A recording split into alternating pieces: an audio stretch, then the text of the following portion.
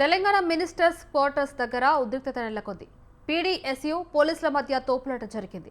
మంత్రి తుమ్మల కాన్వాయ్ని పీడీఎస్యూ విద్యార్థులు అడ్డుకున్నారు.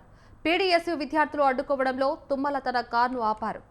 ఫీజుల నియంత్రణ చట్టం తీసుకురావాలని పీడీఎస్యూ విద్యార్థులు మంత్రుల నివాసాలు ముట్టడికి ప్రయత్నించారు.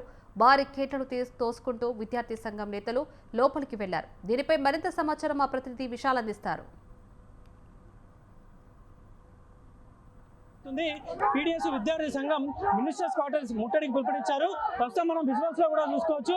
పీడీఎస్ విద్యార్థి నాయకులు మినిస్టర్స్ క్వార్టర్స్ లోపలికి వెళ్లేందుకు ప్రయత్నిస్తున్నారు. ఇక్కడికి వచ్చి నిరసన తెలుపుకున్న వారందరినీ కూడా పోలీసులు అదుపులోకి తీసుకొని స్టేషన్ కు తరలించే ప్రయత్నం చేస్తున్నారు. ముఖ్యంగా ఫీజుల నియంత్రణ చట్టం తీసుకురావాలని పీడీఎస్ నాయకులు డిమాండ్ చేస్తున్నారు. ఫీజుల నియంత్రణ చట్టం వెంటనే తీసుకురావాలి. కాంగ్రెస్ ప్రభుత్వం ఏర్పాటై 2 సంవత్సరాలైనా కూడా ఫీజుల నియంత్రణ చట్టం ఇంకా తీసుకురాలేదని వాళ్ళు ప్రధానంగా డిమాండ్ చేస్తున్నారు. వారిని అడిగి తెలుసుకుందాం. ఈరోజు ప్రభుత్వ విద్యా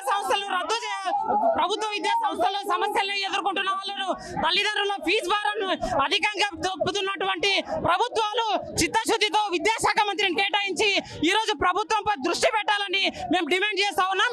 ప్రైవేట్ కార్పొరేట్ కాలేజీలో ఫీజులు విచ్చలవిడిగా దోపిడీకి గురి చేస్తా ఉన్న పరిస్థితి ఈరోజు రాష్ట్ర వ్యాప్తంగా ఉన్నది. దీనికి ఈరోజు మినిస్టర్స్ ముట్టడిని మేము పీడీఎస్ గా మేము నిర్వహిస్తా ఉన్నాం. రాష్ట్రంలో ఉన్న విద్యాశాఖ మంత్రి వెంటనే నియమించాలని మేము డిమాండ్ చేస్తా ఉన్నాం. ముఖ్యంగా ఫీజుల నియంత్రణ చట్టం తీసుకురావాలి. ఇప్పటికే ప్రైవేటు కార్పొరేట్ స్కూళ్ళు అధిక ఫీజులతోటి ప్రజలను ఇబ్బంది పెడుతున్నాయి. ఇప్పటికైనా ఫీజుల నియంత్రణ చట్టం తీసుకురావాలని పీడీఎస్ విద్యార్థి నాయకులు డిమాండ్ చేస్తున్నారు. ఒకసారి మనం విజువల్స్ లో కూడా చూసుకోవచ్చు.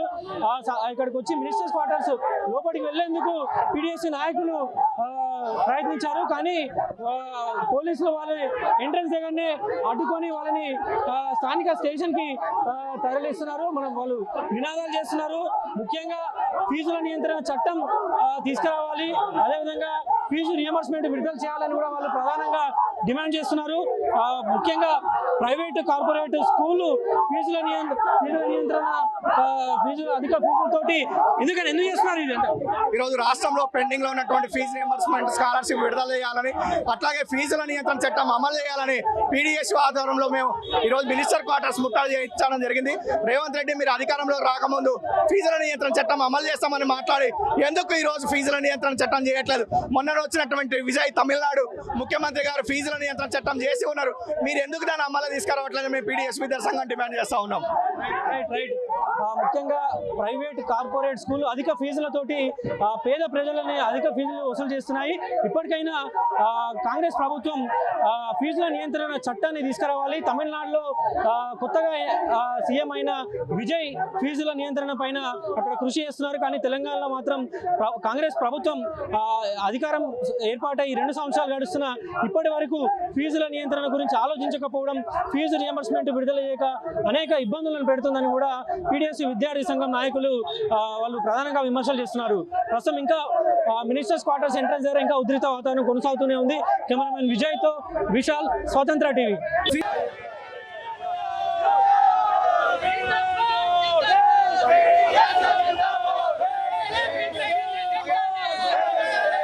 ఫీజుల నియంత్రణ చట్టాన్ని అమలు చేయాలని పూర్తి స్థాయిలో విద్యాశాఖకు మంత్రిని కేటాయిస్తే సమీక్ష జరుగుతుంది. ఈ రాష్ట్రంలో ప్రభుత్వ విద్య, ప్రైవేటు విద్య, కార్పొరేట్ విద్య అని తారతమ్యతలతో కొనసాగుతూ ఉన్నది. ఈరోజు ప్రభుత్వ విద్యలో అనేక లొసుగులు ఉన్నాయి, అనేక సమస్యలు ఉన్నాయి. కనీస నిధులు కేటాయించకుండా కార్పొరేట్కు వసతి వలుపుతున్నటువంటి ఈ రేవంత్ రెడ్డి ప్రభుత్వం ఖబర్దార్ అని డిమాండ్ చేస్తూ ఉన్నాం. కార్పొరేట్ విద్యా సంస్థలు రద్దు చేయాలి, ఫీజుల నియంత్రణ చట్టాన్ని అమలు చేయాలని ఈ సందర్భంగా డిమాండ్ చేస్తూ ఉన్నాం. పేదల ప్రభుత్వము, ప్రజాపాలన రేవంత్ రెడ్డి గారు పేదలంతా చనిపోతూ ఉన్నారు. ఫీజులు కట్టలేక భారంతో ఇబ్బంది పడుతూ ఉన్నారు. తక్షణమే పేదలపై భారాన్ని తగ్గించాలి. కార్పొరేట్ అనుకూల ప్రభుత్వం కాబట్టి పేదలకు న్యాయం చేయలేకపోతా ఉన్నది. కార్పొరేట్